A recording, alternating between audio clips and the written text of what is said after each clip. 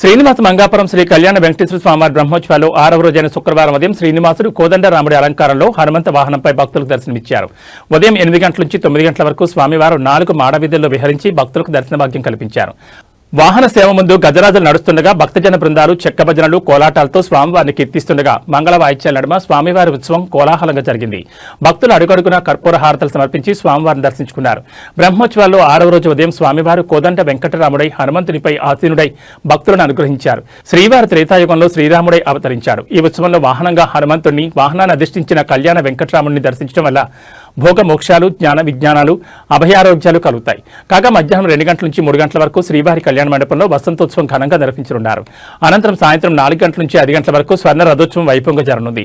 రాత్రి 8 గంటల నుంచి 9 గంటల వరకు గజవాహనంపై స్వామివారు భక్తులకు దర్శనమివ్వనున్నారు. ఈ కార్యక్రమంలో ఆలయ deputy EO Varalakshmi, AEO Gopinath, superintendent Ramesh, కంకణ భట్టార్, బాలాజీ రంగాచార్యులు, టెంపుల్ ఇన్స్పెక్టర్ మణికుమార్, ధనశేఖర్, ఆలయ అర్చకులు, ఇతర అధికారులు, విశేష సంఖ్యలో భక్తులు పాల్గొన్నారు.